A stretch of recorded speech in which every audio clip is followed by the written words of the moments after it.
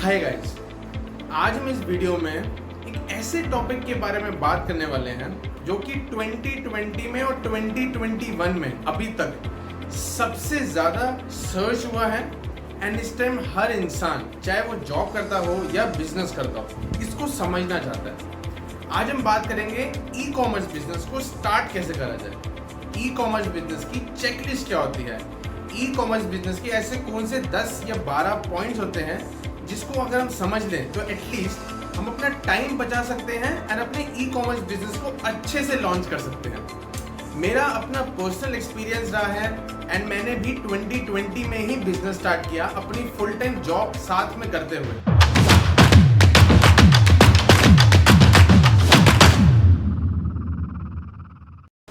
सबसे पहला पॉइंट, अपने बिजनेस का नाम रखना। बिजनेस का नाम आपका ब्रांड बनाएगा, बिजनेस का नाम आपको एक आइडेंटिटी देगा। बिजनेस का नाम आपको रोज चेंज नहीं कर सकते। बिजनेस के नाम को आपको बहुत सोच समझ के रखना है, ऐसा रखना है कि बिजनेस का नाम समझते ही लोगों को आइडिया हो जाए कि आप क्या काम करते हैं। पहले के टाइम में जब हमारे फादर्स हुआ करते थे या फिर हमारे शायद जो ग्रैंडफादर्स के टाइम में जो बिजनेस चल रहा है वो भगवान के नाम पे, किसी रिलीजियस के नाम पे या शायद उनकी अपनी मदर के नाम पे चलता था। बट आजकल ई कॉमर्स के बिजनेस ऐसे नहीं चलते। शांतिलाल.com नहीं चल सकता, जय माता दी एसोसिएट.com नहीं चल सकता। आप कोई रियल एस्टेट का बिजनेस नहीं कर रहे, अब ई कॉमर्स बिजनेस कर रहे हैं। ई कॉमर्स के बिजनेस में सामने वाला जो कस्टमर आपकी वेबसाइट पे आएगा या फिर आपकी कुछ सर्विस लेगा, उसको समझ आना चाहिए कि आपका बिजनेस क्या कर सकता है। एग्जाम्पल, मेरी कंपनी का नाम है इनसाइट्स डीएनए। इनसाइट्स का मतलब मैं इनसाइट्स देता हूँ। किस चीज़ के इनसाइट्स देता हूँ? जैसे आपके डीएनए होता है, मैं डीएनए का इनसाइट देता हूँ। ऑफ कोर्स जब लोग मेरी वेबसाइट पे आते हैं, क्योंकि नाम बड़ा यूनिक लगता है, लोगों को लगता है कुछ इनसाइट से रिलेटेड है, बट एग्जैक्टली क्या है हमें जाके देखना चाहिए, समझना चाहिए, क्योंकि इनसाइट्स डीएनए बड़ा ही यूनिक नाम है। जब वो मेरी वेबसाइट पे आते हैं तब उनको समझ आता है कि मनीष जो बात कर रहा है वो इनसाइट्स की बात कर रहा है, डी फॉर डिजिटल की बात कर रहा है, एन फॉर नंबर्स की बात कर रहा है और ए फॉर एनालिटिक्स की बात कर रहा है। इसका मतलब डिजिटल में जितना डेटा और जितना ई कॉमर्स हो रहा है उसमें मनीष इनसाइट्स देता है, तो उसके बारे में बात हो रही है। बिजनेस का नाम सोचने से पहले आपको बहुत रिसर्च करनी पड़ती है। लोगों से मिलिए, ऑनलाइन जाके कीवर्ड के बहुत सारे टूल्स होते हैं जहाँ पे आप सर्च कर सकते हैं कि ऐसा मैं क्या नाम रखूँ कि जब भी कोई आगे जाके सर्च करे तो मेरा रैंक हो। एंड ऐसा नाम रखिए जो कि आसान हो, लोगों के माइंड में याद रहना चाहिए। अगर आप खोलेंगे Infocom private limited, A B C D Infocom private limited, कभी किसी को याद नहीं रहेगा। बट आपको एक ऐसा नाम रखना पड़ेगा जो कि सबको याद रहे। ग्रेट। सेकंड पॉइंट, अब आपने ऑफकोर्स अपना बिजनेस का नाम सोच लिया है। अब सबसे इंपॉर्टेंट है ई कॉमर्स बिजनेस में उस पर्टिकुलर बिजनेस के नाम को एक डोमेन देना। डोमेन क्या होते हैं? यूजली जब आप गूगल पे जाते हैं तो गूगल भी एक डोमेन है, www.google.com.in। जो भी कंट्री का होगा उसके एंड में उसका टाइटल आ जाता है। एग्जैक्टली वही चीज़ है।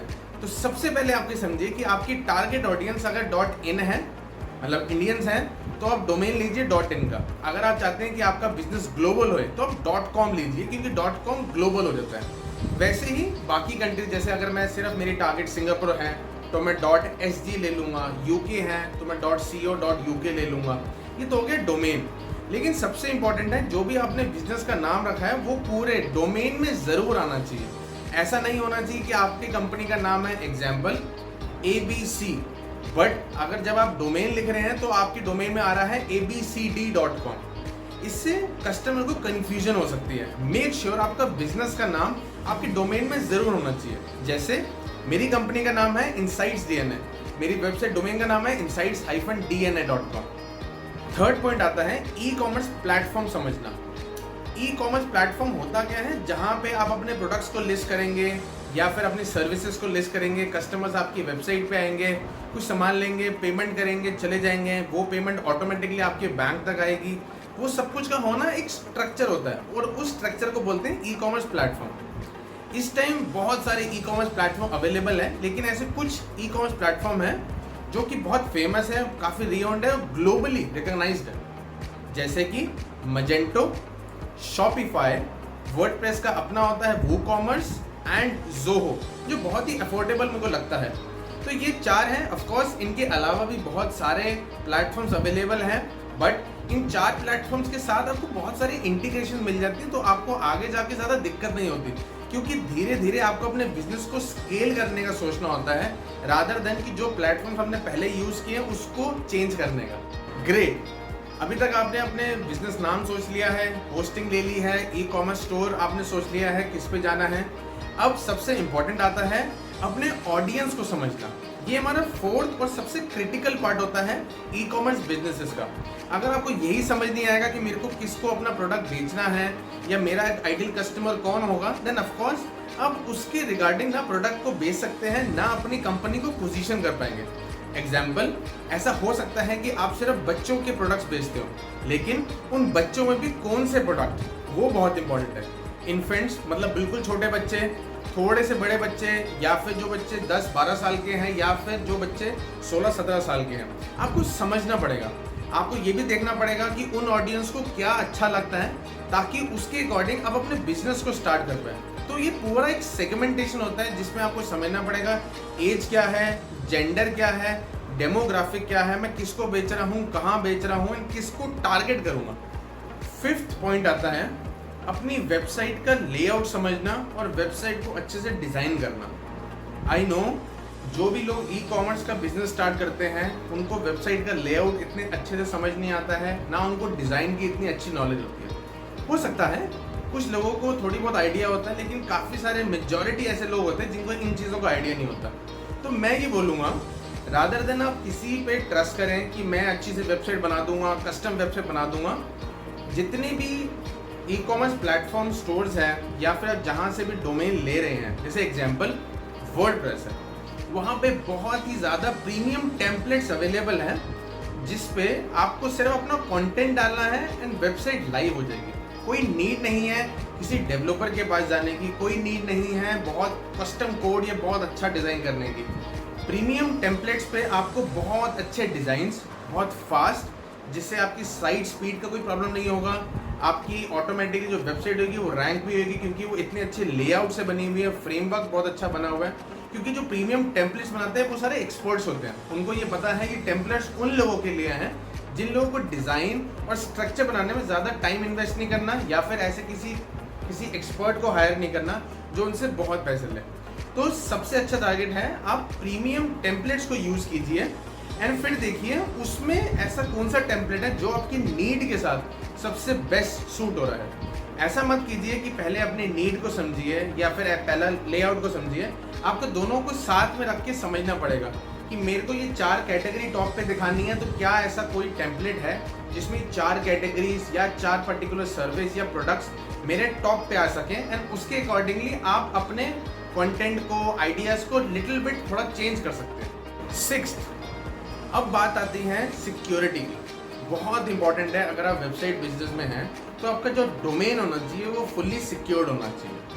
पहले लोग इतना नहीं सोचते थे, ना इतना समझते थे, बट आजकल जितना साइबर क्राइम हो रहा है, जितनी हैकिंग हो जाती है, वो इसीलिए हो जाती है क्योंकि वो डोमेन सिक्योर्ड नहीं होते। आप कभी भी गूगल पे जाएंगे या कोई भी वेबसाइट खोलेंगे तो जब भी कोई डोमेन खोलें तो आगे एक लॉक का साइन बना होता है। अगर वो लॉक का साइन नहीं बना हुआ एंड अगर क्रॉस बना हुआ है, दैट मीन्स वो सिक्योर्ड वेबसाइट नहीं है। तो मैं एडवाइस सबको करता हूँ कोई भी उसमें अपने क्रेडिट कार्ड की स्टेटमेंट्स ना डाले, क्योंकि आपको नहीं पता वो कहाँ जा रहा है, वो कितना सिक्योर्ड हो सकता है, कितना सिक्योर्ड नहीं हो सकता। तो सबसे इम्पोर्टेंट होगा जब आपने सारा लेआउट, जब सारा स्ट्रक्चर, सारा डिज़ाइन आपने बना लिया है, तो make sure of security layer एक एडिशनल कॉस्ट के साथ मिलती है। जहाँ से आपने वेबसाइट या फिर डोमेन परचेज किया है वहीं से आप एडिशनल सिक्योरिटी ज़रूर लीजिए, एंड स्पेशली उस केस में जहाँ पे पेमेंट ज़्यादा इन्वॉल्व हो। ये एक बहुत इंपॉर्टेंट और बहुत क्रिटिकल फैक्टर होता है, बट यूजली लोग इसको बहुत बाद में जाके सोचते हैं, क्योंकि इनिशियली लोगों को लगता है कि एक एडिशनल कॉस्ट है, एक एडिशनल पेमेंट है, बट ये इतनी कॉस्ट नहीं होती है, इतना पेमेंट नहीं होता, क्योंकि आज के टाइम में हैकिंग और फ्रॉड बहुत ज़्यादा हो रहा है। सो मेक श्योर कि आप एक सिक्योर्ड डोमेन लें एंड सिक्योर्ड कॉस्ट के साथ रहें। ग्रेट, अभी तक जितनी चीज़ें आपने करी वो इनिशियल फेज के लिए बहुत अच्छा था। अब आते हैं नेक्स्ट स्टेप, जो कि है 7th पॉइंट। अब हमें अपनी वेबसाइट को रैंक करना है। रैंक का मतलब जब भी कोई पर्टिकुलर कीवर्ड गूगल पे लिखे या याहू पे लिखे, बिंग पे लिखे, या कहीं भी किसी भी डोमेन पे लिखे, तो आपकी वेबसाइट टॉप पे आनी चाहिए, या फिर बोलूँगा फर्स्ट फोल्ड में आनी चाहिए। क्या आपने कभी भी कुछ भी रिसर्च करना हो तो क्या आप ज़्यादातर दूसरे या तीसरे या चौथे पेज तक भी जाते हैं? आई रियली डाउट, क्योंकि आपको पहले ही पेज पे जो कि सबसे अच्छे रिसर्च या फिर जो सबसे अच्छा डॉक्यूमेंट करके जिसने लिखा होता है या वेबसाइट होती है, आप उसी वेबसाइट पे चले जाते हैं। तो इसको हम बोलते हैं सर्च इंजन ऑप्टिमाइजेशन, एसईओ।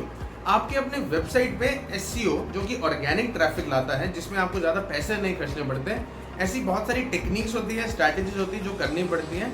लेकिन अगर आप कोई प्रीमियम टेम्पलेट ले रहे हैं, आपने एक अच्छा डोमेन या फिर एक अच्छी होस्टिंग ले रखी है, वो प्रोवाइड करते हैं बेसिक एसईओ के एक्सटेंशंस भी, जिसको हम यूज़ करके एटलीस्ट बेसिक वेबसाइट की एसईओ या ऑर्गेनिक वे फॉलो कर सकते हैं। ये बहुत ज़रूरी है, क्योंकि सिर्फ आपका बिजनेस पेड एड्स पर नहीं चलेगा, ऑर्गेनिकली भी चलना चाहिए। किसी ने भी टाइप किया तो वो सबसे टॉप पे आना चाहिए। 8th पॉइंट जो कि बहुत इंपॉर्टेंट है आपके बिजनेस को रैंक करवाने के लिए एंड आपका बिजनेस को डबल स्पीड से चलाने के लिए, वो है आपके अपने वेबसाइट को मोबाइल से ऑप्टिमाइज करना पड़ेगा। दैट मीन्स आज की डेट में 80% 80% लोग अपने मोबाइल पे सब कुछ रिसर्च करते हैं। Thanks to low cost internet, हमें एक लैपटॉप या मैकबुक की नीड नहीं है सिर्फ ये रिसर्च करने के लिए कि हम कोई प्रोडक्ट देखना चाहते हैं, किसी सर्विस का समझना चाहते हैं। हम फटाक से अपना मोबाइल निकालते हैं, रिसर्च करते हैं एंड मोबाइल को जेब में रख देते हैं। एग्जैक्टली आज की डेट में अगर आपको अपने ई कॉमर्स बिजनेस को चलाना है तो आपको अपना माइंडसेट ऐसा रखना पड़ेगा कि मेरे को जो टारगेट करना है सबसे इम्पोर्टेंट वो उनको करना है जो अपने मोबाइल में ही सारी चीज़ें बुक करते हैं या रिसर्च करते हैं, हर टाइम सिर्फ मोबाइल पे रहते हैं।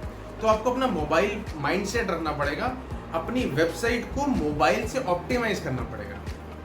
9th पॉइंट, ये सबसे फेवरेट पॉइंट है मेरा, क्योंकि अब हम बात करेंगे ब्रांडिंग के ऊपर। ई कॉमर्स बिजनेस बहुत सारे हैं, आपको बहुत कंपटीशन मिलेगा स्टार्टिंग से, तो आपको एक सेट स्ट्रक्चर समझना पड़ेगा कि मैं अपने आप को कैसे ब्रांड करूं या मैं अपनी प्रेजेंस कैसे बनाऊं, सो दैट ऑटोमेटिकली लोग मेरे स्टोर तक आएँ या ऑनलाइन ई कॉमर्स स्टोर तक आए एंड समझें कि मैं कैसे प्रोडक्ट बेच रहा हूँ, कैसी सर्विस है मेरी, क्या क्वालिटी है, लोग कैसे रिव्यूज़ देते हैं। उसके लिए आज की डेट में सबसे अच्छी चीज़ है वो है सोशल मीडिया प्रेजेंस। कोई नीड नहीं है ऑफलाइन ट्रेडिशनल मार्केटिंग फॉलो करने की। आज की डेट में और अगले 5 साल में ऑफलाइन और ट्रेडिशनल मार्केटिंग ज़ीरो हो जाएगी। I can guarantee you offline marketing ख़त्म हो जाएगी। क्या आज की डेट में आप अभी भी टीवी देखते हैं? I really doubt. आज डेट हो चुका है नेटफ्लिक्स का, अमेजन प्राइम का। हर बंदा जितने भी टीवी शोज आते हैं या जितना भी आता है वो सब अमेजन प्राइम और नेटफ्लिक्स से देते हैं। शायद मेरे पापा टाइप लोग या फिर आपके पापा टाइप लोग आज की डेट में भी टीवी को ज़्यादा कर देंगे, लेकिन हमारा जो जनरेशन है और जो आगे आने वाली जो जनरेशन है वो सिर्फ सोशल मीडिया पे है। Social media, Facebook, Twitter, Instagram, TikTok, Pinterest, Quora, बहुत सारी है ऐसे सोशल मीडिया जहाँ पे आपको अपनी प्रेजेंस बनानी पड़ेगी। ऑफ कोर्स इसका स्कोप बहुत बड़ा है, लेकिन आपको स्टार्ट करना पड़ेगा फेसबुक और इंस्टाग्राम से, धीरे धीरे आप ऊपर जा सकते हैं। ऑफ कोर्स आप ट्विटर से या पिनिंटरेस्ट से भी स्टार्ट कर सकते हैं, बट आपको ये समझना पड़ेगा कि जो आपकी टारगेट ऑडियंस है वो कहाँ बैठती है। 10th पॉइंट, अभी तक हमने बात कर ली सोशल मीडिया प्रेजेंस की। अब बात करते हैं सोशल मीडिया प्रेजेंस पे या हमारी वेबसाइट पे क्या जाएगा। हमारी वेबसाइट पे सिर्फ प्रोडक्ट नहीं जाएंगे, हमारी वेबसाइट पे या सोशल मीडिया पे जाएगा कंटेंट। कंटेंट बहुत सारे फॉर्म का हो सकता है। कंटेंट वीडियो फॉर्म का भी हो सकता है, टेक्स्ट फॉर्म का भी हो सकता है, ग्राफिक्स भी हो सकते हैं, और बहुत सारे फॉर्म होते हैं जिसके थ्रू आप अपनी बात लोगों तक पहुंचाते हैं इन अ वेरी डिफरेंट स्टाइल। बड़ा इंफॉर्मेटिव, बड़ा एजुकेशनल और हेल्पफुल फॉर्मेट होना चाहिए आपके कंटेंट का, तभी लोग आपके बिजनेस को समझेंगे, आपकी वेबसाइट तक आएंगे एंड तभी आपकी ब्रांडिंग ज़्यादा होएगी, तो ऑटोमेटिकली अटेंशन ज़्यादा आएगी। 11th पॉइंट आता है कस्टमर सर्विस। कस्टमर सर्विस पहले भी बहुत इंपॉर्टेंट थी, कस्टमर सर्विस आज भी बहुत इंपॉर्टेंट है, कस्टमर सर्विस कल भी बहुत इंपॉर्टेंट रहेगी। क्या आप एक ऐसा या अननोन प्रोडक्ट परचेज करने के बाद चाहेंगे कि आप अगर कोई प्रॉब्लम आती है तो आप किसी से बात कर सकें, किसी को ईमेल कर सकें, किसी के साथ चैट कर सकें। यस, चाहे वो अननोन प्रोडक्ट हो, चाहे वो नोन प्रोडक्ट हो, आज भी लोग ह्यूमन टच को बहुत इंपॉर्टेंस देते हैं। ऑफ कोर्स चैटबॉट्स आ चुके हैं, लोग सिर्फ चैट करते हैं, अपना पॉइंट ऑफ व्यू रखते हैं, अपने इश्यूज रखते हैं, सामने से आंसर आ जाता है। लेकिन आज भी लोगों को 1-to-1 इंटरेक्शन बहुत इंपॉर्टेंट है, जिसके लिए कस्टमर सर्विस होना बहुत ज़रूरी है। Of course initial stage of business में आपको अपना कस्टमर सर्विस खुद ही बनना पड़ेगा। मैं अपना कस्टमर सर्विस आज भी खुद हूँ। मेरे को 1.5 साल हो गया अपने बिजनेस का, मैं ही सारी ईमेल्स चेक करता हूँ, मेरे को ही जितनी इंक्वायरीज आती है मैं सारी इंक्वायरीज का खुद रिप्लाई करता हूँ। जितने भी कंटेंट में जितना रिप्लाई आता है मैं खुद ही रिप्लाई करता हूँ, क्योंकि ये सब मेरे को करना अच्छा लगता है, ये मेरा पैशन है। कस्टमर को सर्विस अगर अच्छी मिलेगी तो ऑटोमेटिकली आपका सर्विस बिजनेस या प्रोडक्ट बिजनेस और अच्छा चलेगा। 12th पॉइंट, जब भी आपको अपनी कोई सर्विस लॉन्च करनी हो, वेबसाइट लॉन्च करनी हो, रीलॉन्च करना हो, बिजनेस को लॉन्च करना हो, या कुछ भी ऐसा नया लॉन्च करना हो, तो आपको पहले ये समझना पड़ेगा कि वो क्या टाइम है जिस टाइम मेरे को लॉन्च करना चाहिए। ये सबसे इम्पॉर्टेंट टाइम होता है। अगर आप समझते हैं कि आपका प्रोडक्ट कोई सीजनल प्रोडक्ट है तो वो सीजन से जस्ट थोड़ा सा पहले ही लॉन्च कीजिए। अगर आप सीजन के बीच में लॉन्च करेंगे या सीजन के एंड में लॉन्च करेंगे तो आपका सीजन निकल चुका होगा। आपको ये समझना पड़ेगा।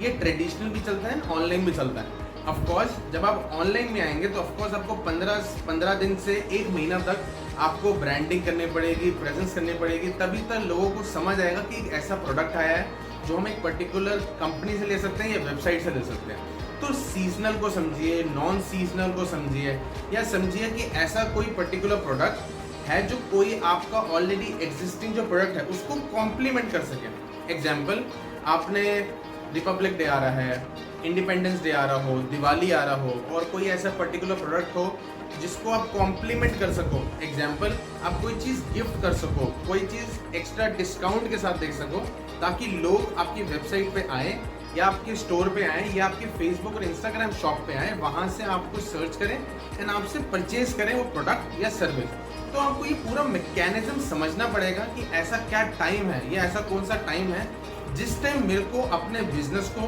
प्रोडक्ट को, वेबसाइट को लॉन्च करना है, रीलॉन्च करना है, या फिर एक नई सर्विस को ऐड करना है। अब का जो पॉइंट है वो सबका फेवरेट है, वो है पेड एडवर्टाइजमेंट्स को रन करना, पेड एड्स करना।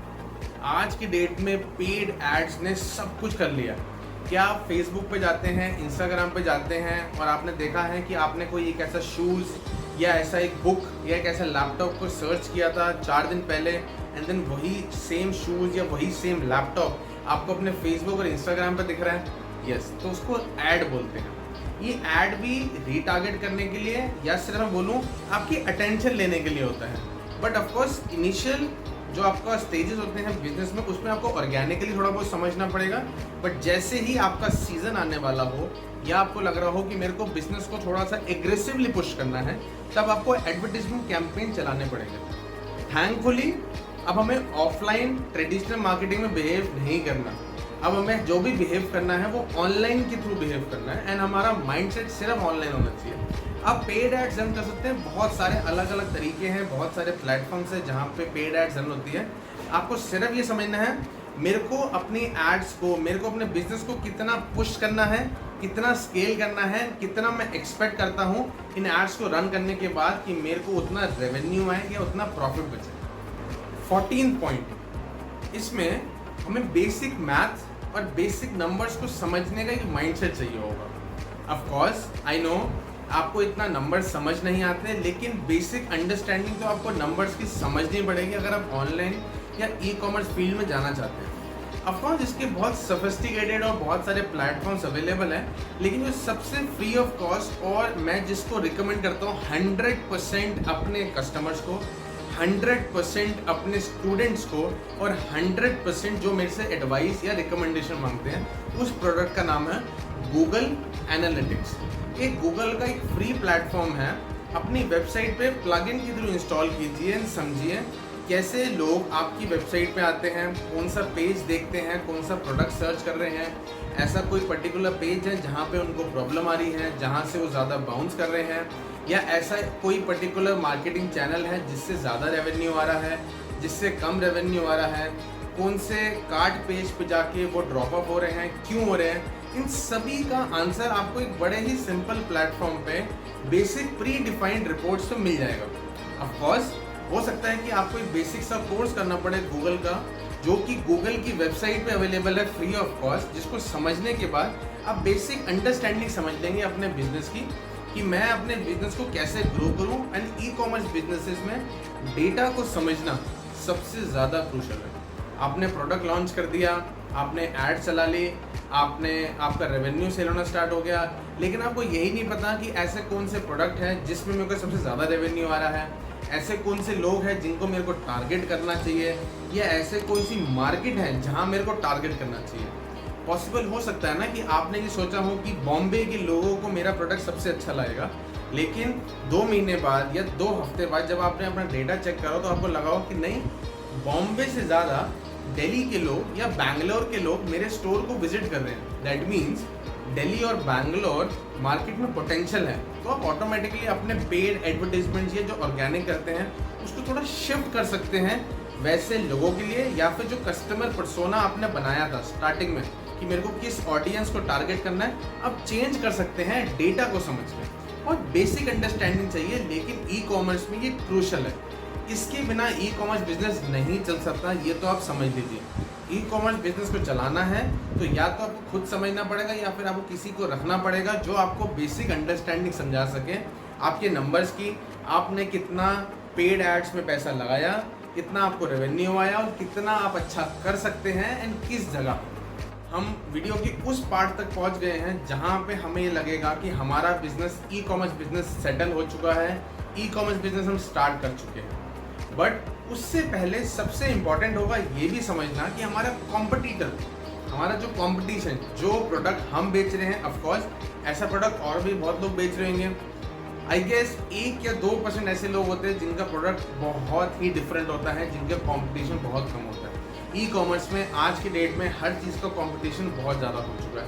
इलेक्ट्रॉनिक्स हो, कपड़े हो, शूज़ हो, बुक्स हो, कुछ भी हो, उसका कंपटीशन बहुत ज़्यादा हो चुका है। देन ऑफकोर्स आपको अपने कॉम्पिटिटर को ट्रैक भी करना होगा। अगेन कॉम्पिटिटर को ट्रैक करने के लिए सिर्फ उसकी वेबसाइट पे जाके 4 प्रोडक्ट्स को देखना सफिशिएंट नहीं होगा, आपको इसमें भी थोड़ा बहुत डेटा को समझना पड़ेगा। ऐसे बहुत सारे प्लेटफॉर्म्स और प्लगइन्स आते हैं जिनके थ्रू आप उनकी एक्टिविटी को समझ सकते हो, जैसे सिमिलर वेब, ऊपर सजेस्ट, SCM रश, ऐसे बहुत सारे प्लेटफॉर्म्स हैं जहां पे आप जाके ये समझ सकते हैं कि मेरा कॉम्पिटिटर किन कीवर्ड्स से ज़्यादा रैंक कर रहा है, किन कीवर्ड से उसको ज़्यादा सेल्स आ रही है, ऐसा कौन सा प्लेटफॉर्म है जहां पे वो ज़्यादा पैसे लगा के जहां उसको ज़्यादा रेवेन्यू आ रहा है, मेरे को किस पर्टिकुलर मार्केट में ज़्यादा टारगेट करना चाहिए क्योंकि सेम मार्केट में मेरा कॉम्पिटिटर भी टारगेट कर रहा है, ऐसे कौन सी मार्केट है जहाँ पे कॉम्पिटिशन कम है, कॉम्पिटिटर तो है बट कॉम्पिटिशन कम है। तो ये सब की अंडरस्टैंडिंग भी आपको समझनी पड़ेगी बिजनेस को और ग्रो करने के लिए। Now you are ready to launch your business, आप अपने ई कॉमर्स बिजनेस को लॉन्च करने के लिए रेडी हो चुके हैं। ऑफ कोर्स अब अपनी रिसर्च जरूर कीजिए, ये सिर्फ पॉइंटर्स थे जिनको मैंने आपको समझाया डिटेल में, जो मैंने खुद रिसर्च किए थे 6 से 9 महीने लगा के अपने जॉब के साथ, एंड उसके बाद मैंने अपना ऑनलाइन बिजनेस को स्टार्ट किया।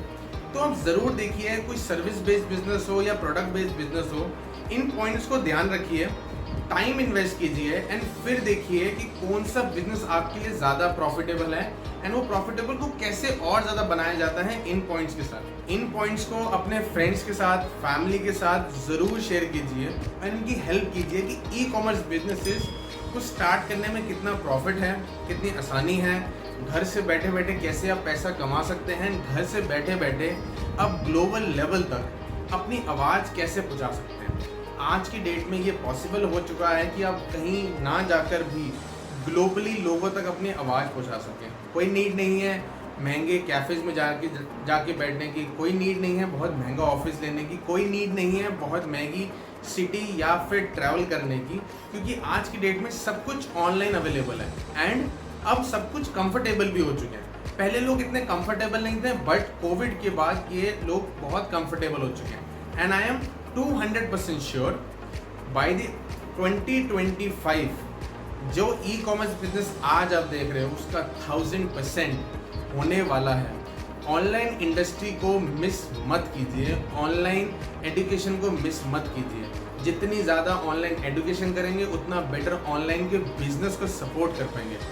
जॉब ज़रूर कीजिए, जॉब के साथ देखिए आप कैसे छोटा सा एक ऑनलाइन बिजनेस कर सकते हैं। अगर आप हाउस वाइफ हैं या स्टूडेंट हैं, आप देख सकते हैं कि साथ में काम करते करते, पढ़ाई करते हुए, घर का काम संभालते हुए कैसे एक छोटा सा ऑनलाइन बिजनेस कर सकते हैं। हो सकता है कि फ्यूचर में वो बिजनेस बहुत बड़ा हो जाए। एंड ऐसी बहुत सारी सक्सेस स्टोरीज हैं जिनको आप सुन सकते हैं, पढ़ सकते हैं रोज़ के न्यूज़पेपर्स में या फिर कोई भी सोशल मीडिया प्लेटफॉर्म पे। बट सोशल मीडिया प्लेटफॉर्म पे या फिर कहीं भी न्यूज़पेपर में अगर आप पढ़ेंगे तो आपको ये सारे पॉइंट्स इकट्ठे किसी भी जगह पे नहीं मिल सकते, क्योंकि हर बंदा सिर्फ अपना एक्सपीरियंस शेयर करता है एंड बहुत ऊपर से कंटेंट को प्रोड्यूस करता है। मैं हमेशा अपनी सारी वीडियोस को बहुत डिटेल में बनाता हूँ, सिर्फ इसीलिए बनाता हूँ बिकॉज आई वांट सब अपना बिजनेस स्टार्ट कर सकें कम से कम पैसों में, या फिर अगर उनको जॉब से अपना स्विच करके बिजनेस में आना हो तो सबसे इजी वे से कैसे आ सकते हैं।